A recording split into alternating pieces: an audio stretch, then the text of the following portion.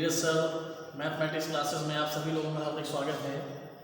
आज हम इंटरमीडिएट का मैथमेटिक्स में क्वेश्चन नंबर 2 लेके आए हैं सार्थक और अवकलनीयता का, जिसका कि शॉर्टकट मेथड मैंने कल के वीडियोस में सेंड किया हुआ था, जिसका कि आज मैं लॉन्ग मेथड लेकर के आया हूँ। देखिएगा कि लॉन्ग कट मेथड में इसको कैसे सॉल्व करते हैं, यानी कि लिमिट के तरीके से हम कैसे सॉल्व करते हैं। तो जरा आइए चर्चा करते हैं। सबसे पहले हमें ये समझना होगा इस ग्राफ के माध्यम से। जैसे आपका ग्राफ बना हुआ है तो ये इसका सेंटर होता है, और इस सेंटर से जो हम राइट साइड चलते हैं इस तरफ, इधर क्या होता है +1 +2 +3। हम कह सकते हैं कि जो हम इस राइट साइड चलते हैं तो हमें प्लस की संख्या लिखनी होती है। अगर हम इधर की तरफ चलते हैं लेफ्ट हैंड साइड की तरफ, तो क्या होता है कि हमें माइनस का चिन्ह लेके चलना होता है। तो यहाँ हमें लिमिट लेके चलनी पड़ेगी इस जगह पे। तो लिमिट की वजह से अगर हम राइट हैंड की तरफ जाएंगे तो उसको बोलेंगे राइट हैंड लिमिट, और जब हम लेफ्ट की तरफ चलेंगे तो उसको हम बोलेंगे लेफ्ट हैंड लिमिट। तो हमें जब लेफ्ट हैंड लिमिट लगानी होगी तो माइनस का चिन्ह लगाएंगे, और जब हम राइट हैंड लिमिट लेकर के चलेंगे तो हमें प्लस का चिन्ह लगाना होगा। तो अब जरा देखते हैं इस क्वेश्चन पर कि हमें किस तरीके से सॉल्व करना है। दिया हुआ है x = 3 पर फलन f ऑफ x = दिया हुआ है 2x² - 1 की सान्तत्य की जांच कीजिए। और सान्तत्य की जांच करने के लिए होता क्या है कि f ऑफ x इक्वल होना चाहिए f ऑफ 0 - h और f ऑफ x प्लस यानी कि 0 + h। ये तीनों कंडीशन आपस में सेम होना चाहिए, यानी कि बराबर होना चाहिए। अगर ये तीनों चीजें आपस में बराबर हैं तो हम कहेंगे कि फलन हमारा शांतत्य है। यदि ये तीनों बराबर नहीं आते हैं तो वो शांतत्य नहीं होगा।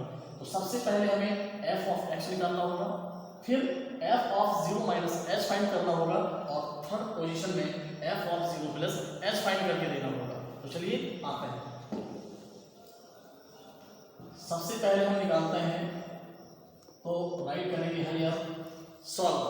अब इसको सॉल्व करते हैं x = 3 पर।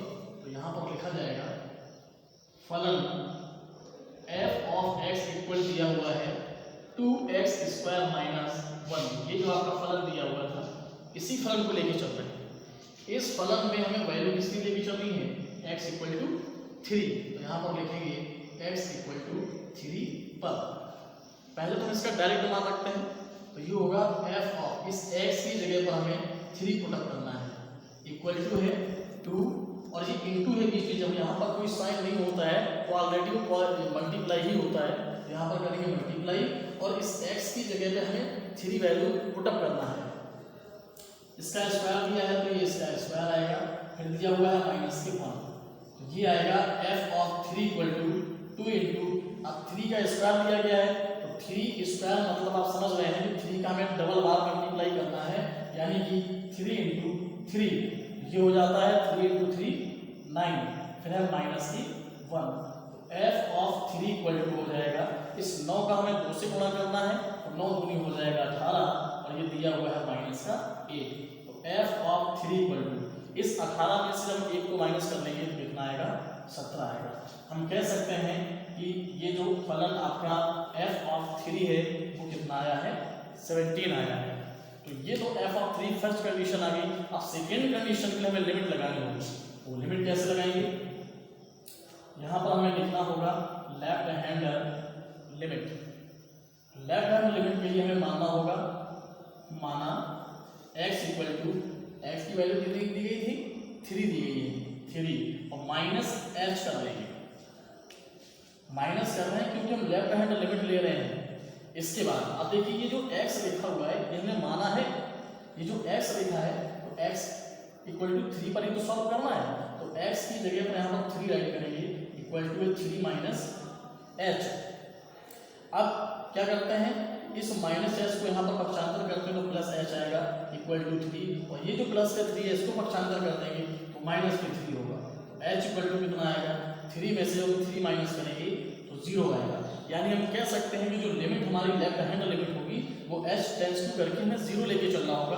तो सॉल्व क्या होगा, यहाँ पर देखेंगे लिमिट h टेंड्स टू 0, क्योंकि h टेंड्स टू 0 आया है। अब किस पर निकालना है, f ऑफ x पर, इक्वल टू ये जो दिया है 2x स्क्वायर माइनस 1, तो इसमें भी हमें लिमिट लगानी है, तो यहाँ भी राइट करेंगे limit h tends to 0 2x square minus 1। ध्यान आपको ये देना है कि यहाँ हमने लिमिट जो है h टेंड्स टू किया है और यहाँ पर वैल्यू क्या है x है, तो इस x वाले को h के रूप में कन्वर्ट कर लीजिएगा, तो ये आएगा limit h tends to 0 f of, ये जो x लिखा है तो x हमने किसको माना है 3 माइनस h को, तो यही 3 माइनस h अब यहाँ पर राइट करेंगे, तो ये आएगा 3 माइनस h इक्वल टू है लिमिट h टेंड्स टू 0 2, ये x स्क्वायर दिया हुआ है, तो इसी x की जगह फिर हमें यही मान रखना है 3 माइनस h, तो ये आएगा 3 माइनस h और स्क्वायर है तो स्क्वायर करेंगे, फिर दिया हुआ है माइनस का 1।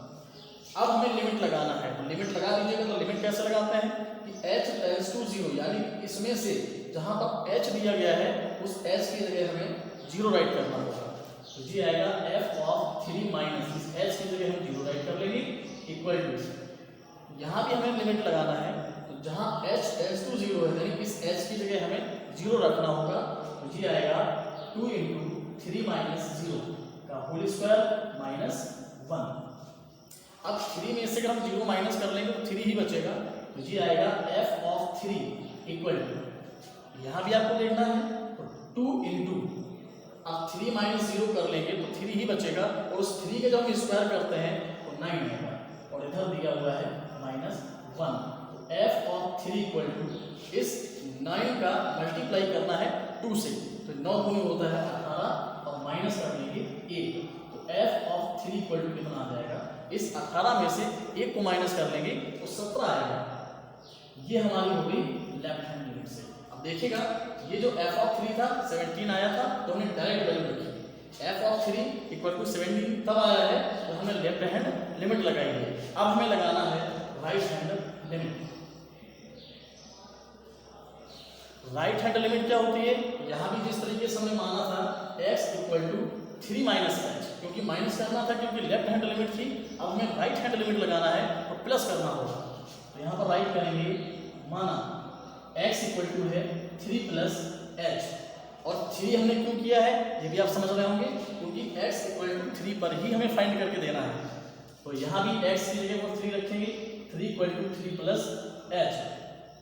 अब इस 3 को यहाँ पर पक्षांतर करेंगे तो 3 माइनस 3 इक्वल टू h, क्योंकि ये प्लस का 3 है, पक्षांतर कर दिया माइनस का हो गया। इसके बाद इस 3 में अगर 3 हम माइनस कर लेते हैं तो आएगा 0 इक्वल टू h, यानी हमें लिमिट यहाँ भी h इक्वल टू 0 ही राइट करना है, तो लगाते हैं जरा लिमिट, आएगा limit h tends to 0 f of x equal to है लिमिट h टेंड्स टू 0 और दिया हुआ है 2x स्क्वायर माइनस 1, तो यहाँ भी वही कंडीशन आ गई जो हमने यहाँ पर किया था कि f ऑफ x है और यहाँ है h टेंड्स टू 0, तो जब x के पदों में समीकरण है और h पर लिमिट लगानी तो x वाले को भी हमें h के पदों में ही करना होगा, तो करते हैं जरा limit h tends to 0 f of, ये जो x दिया हुआ है इसी x की जगह पर हमने क्या माना है 3 प्लस h किया है, तो यहाँ पर राइट करेंगे 3 प्लस h इक्वल टू होगा लिमिट h टेंड्स टू 0 2, और ये जो दिया हुआ है x स्क्वायर, x की वैल्यू हमें यहाँ पर पुट अप करना है और x की वैल्यू क्या है 3 प्लस h दिया हुआ है, 3 प्लस h का होल स्क्वायर माइनस 1। अब यहाँ हमें लगानी होगी लिमिट, और लिमिट कैसे लगाते हैं, यानी h की जगह पर हमें 0 राइट करना है, तो ये आ जाएगा f of 3 plus 0 equal to, यहाँ भी लगाएंगे 2 3 प्लस इस h की जगह पर हमें 0 रखना है, 0 का होल स्क्वायर माइनस 1। अब इस 3 में से अगर हम 0 ऐड कर देंगे, जोड़ देंगे तो 3 ही आएगा, तो ये हो जाएगा f ऑफ 3 इक्वल टू, यहाँ भी वही कंडीशन है, इस 3 प्लस 0, 3 में से 0 ऐड कर देंगे तो 3 ही होता है, और उस 3 का अगर स्क्वायर कर देते हैं तो 9 होता है, इसलिए हम राइट करेंगे 3 × 9 और माइनस 1 ऑलरेडी पहले से ही राइट था, तो ये आ जाएगा f ऑफ 3 इक्वल टू इस 9 को जब हम 2 से मल्टीप्लाई करेंगे तो 9 2 होता है 18 और दिया हुआ है -1, तो f ऑफ 3 इक्वल टू इस 18 में से अगर हम 1 माइनस कर लेंगे कितना आएगा 17। अब आप देख सकते हैं जो हमने डायरेक्ट वैल्यू रखी थी तो डायरेक्ट वैल्यू में f ऑफ 3 इक्वल टू 17 आया है, जब हमने लेफ्ट हैंड लिमिट ली है तो भी f ऑफ 3 इक्वल टू 17 आया है, और जब हमने राइट हैंड लिमिट ली है तो भी f ऑफ 3 की वैल्यू 17 आई हुई है। तीनों कंडीशनों में जो वैल्यू है एकदम सेम आई हुई है, और जब तीनों कंडीशन में वैल्यू सेम आती है तो यही हमारा सामंतत्व की जांच होती है। यानी हमने पहले कंडीशन में बताया था जो f ऑफ x है वो f ऑफ 0 माइनस h या f ऑफ 0 प्लस h, ये तीनों कंडीशन यदि आपस में बराबर हैं हम कह सकते हैं कि दिया हुआ जो फलन है वो हमारा सामंतत्व का जांच करता है। समझ में आ गया होगा, बड़ा ही सिंपल था, बस केवल समझने की बारी थी। अगला वीडियोस हम आप तक फिर पहुंचाएंगे। इस वीडियो को लास्ट तक देखने के लिए धन्यवाद, और इसको सब्सक्राइब जरूर कर दीजिएगा ताकि मेरे जितने भी वीडियोस हैं आप तक बहुत जल्द से जल्द शेयर करने के लिए तैयार रहिए। Thank you.